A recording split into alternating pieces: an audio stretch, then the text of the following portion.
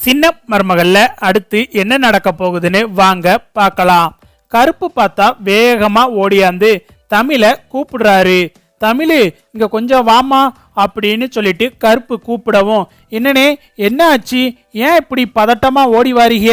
என்ன பிரச்சனை அப்படின்னு சொல்லிட்டு தமிழ் கேட்கவும், இல்லம்மா ஊருக்குள்ள என்ன பேசிக்கிறாங்கன்னு தெரியுமா அப்படின்னு சொல்லிட்டு கருப்பு கேட்கவும், என்னனே என்ன பேசிக்கிறாங்க அப்படின்னு சொல்லிட்டு தமிழ் கேட்கவும், இல்லம்மா உங்க அப்பா ஊர்க்காரவங்களை ஏமாத்தி பணம் வாங்கினார்ல மாமா பேரை சொல்லி, அந்த பணத்துக்கு 1 லட்சம் ரூபாய்க்கு பதிலா 5 லட்சம் ரூபாய் தாரோம். ஆனா நீங்க செல்லப்பாண்டிக்கு பதிலா ராஜாங்கம் மேல கம்ப்ளைண்ட் கொடுக்கணும் அப்படின்னு சொல்லிட்டு ஊர்க்காரவங்களை எல்லாம் ஒருத்தன் ஏத்தி விட்டுருக்காமா அப்படின்னு சொல்லிட்டு கருப்பு சொல்லவும், என்னன்னே சொல்றீங்க அப்படின்னு சொல்லிட்டு தமிழ் அதிர்ச்சியோட கேட்கவும், ஆமாமா இந்த வேலையை பார்த்தது வேற யாரும் இல்ல, எல்லாம் இந்த ஈஸ்வரியோட மகன் போஸ் தான் இந்த வேலையெல்லாம் பார்த்தது அப்படின்னு சொல்லிட்டு கருப்பு சொல்லவும், என்னன்னே சொல்றீங்க, போஸா, போஸ் ஊருக்குள்ள இருக்கிறதுக்கு வாய்ப்பே கிடையாது அப்படின்னு சொல்லிட்டு தமிழ் அழுத்தமா சொல்லவும், அது எப்படிமா அவன் ஊருக்குள்ள இல்லைன்னு நீ உறுதியா சொல்ற அப்படின்னு சொல்லிட்டு கருப்பு சொல்லவும், இல்லனே அதான் அன்னைக்கு மாமா அவனை வீட்டை விட்டு அடிச்சு துரத்துனார்ல அப்படின்னு சொல்லிட்டு தமிழ் சமாளிக்கவும், மாமா வீட்டை விட்டு மட்டும்தானே அடிச்சு துரத்துனாரு, அவன் ஊருக்குள்ளேயே வரக்கூடாதுன்னு சொல்லலையே அப்படின்னு சொல்லிட்டு கருப்பு கேட்கவும், இல்லனே அவன் ஊருக்குள்ள வரதுக்கு வாய்ப்பே கிடையாது, அவன் ஊருக்குள்ள வரமாட்டானே அப்படின்னு சொல்லிட்டு தமிழ் பார்த்தா அழுத்தம் திருத்தமா சொல்லவும், ஏமா நீ வேற, அவன் ஊருக்குள்ள தான் சுத்திக்கிட்டு இருக்கான், நான் கூட கடத்தெருவில் அவனை பார்த்தேன், மாமா அவனை வீட்டை விட்டு அடிச்சு துரத்துனார்ல,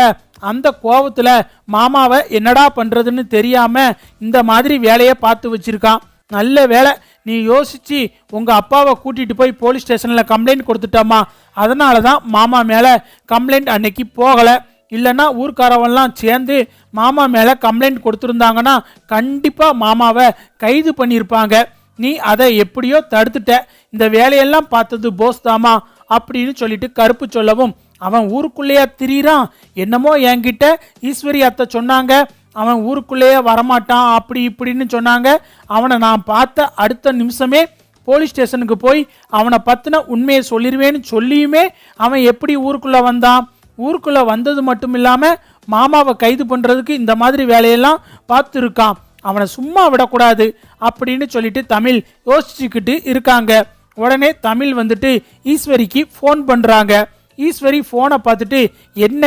இவன் நம்மளை கூப்பிடுறா, என்னவா இருக்கும் அப்படின்னு சொல்லிட்டு போனை அட்டன் பண்ணி ஈஸ்வரி பேசுறாங்க. ஹலோ தமிழ், நல்லா இருக்கியா, உடம்பெல்லாம் பரவாயில்லையா, குழந்தெல்லாம் சௌக்கியமா அப்படின்னு சொல்லிட்டு ஈஸ்வரி நலம் விசாரிக்கவும், அத்தை இதெல்லாம் இருக்கட்டும், நான் ஒன்று கேள்விப்பட்டனே அது உண்மையா அப்படின்னு சொல்லிட்டு தமிழ் கேட்கவும், என்ன தமிழ் என்ன கேள்விப்பட்ட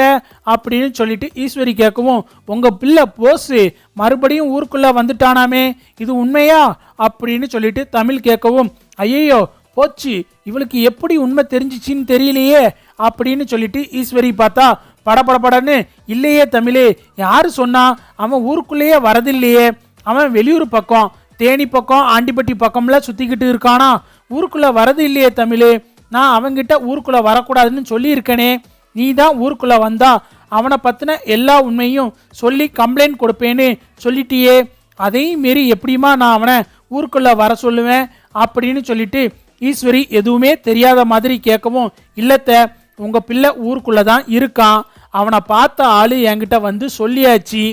அது மட்டும் இல்லாம ராஜாங்க மாமாவை கைது பண்றதுக்கும் உங்க பிள்ளை திட்டம் போட்டு இருக்கான், இனிமேலும் நான் சும்மா இருக்க போறது கிடையாது அப்படின்னு சொல்லிட்டு தமிழ் சொல்லவும், ஐயோ தமிழ் அப்படியெல்லாம் எதுவும் பண்ணிராத, உன் கையை காலை பிடிச்சு கேட்குறேன், நான் சொல்றத கொஞ்சம் பொறுமையா கேளு தமிழ், அவன் ஊருக்குள்ள வந்த விஷயமே நீ சொல்லித்தான் தெரியும், படுபாவி இப்படி ஒரு வேலையை பார்த்துருக்கானா, எனக்கு எதுவுமே தெரியாது தமிழ் அப்படின்னு சொல்லிட்டு ஈஸ்வரி சொல்லவும், பரவாயில்ல அத்தை, உங்களுக்கு தெரிஞ்சாலும் சரி தெரியாம இருந்தாலும் சரி எனக்கு எல்லாம் தெரிஞ்சிருச்சு, இனிமேலும் நான் சும்மா இருக்க மாட்டேன், உங்க பிள்ளைனால எப்போ வேணாலும் ராஜாங்க மாமாவோட பேருக்கு களங்கம் வரலாம், ஏன் அவருடைய உசுருக்கும் ஆபத்து வரலாம். ஏற்கனவே எல்லா வேலையும் உங்க பிள்ளை பார்த்துட்டான். இப்போ மாமாவோட பேரை கெடுக்கிறதுக்கும் எல்லா வேலையும் உங்க பிள்ளை பார்த்துட்டான். இனிமேல் நான் சும்மா இருந்தேன்னா என்னைய மாதிரி முட்டாள் வேற யாரும் இருக்க மாட்டாங்க. நான் இப்போவே போலீஸ் ஸ்டேஷன் போறேன். அன்னைக்கு என்ன நடந்துச்சோ அது எல்லாத்தையும் போலீஸ் ஸ்டேஷன்ல சொல்லத்தான் போறேன்.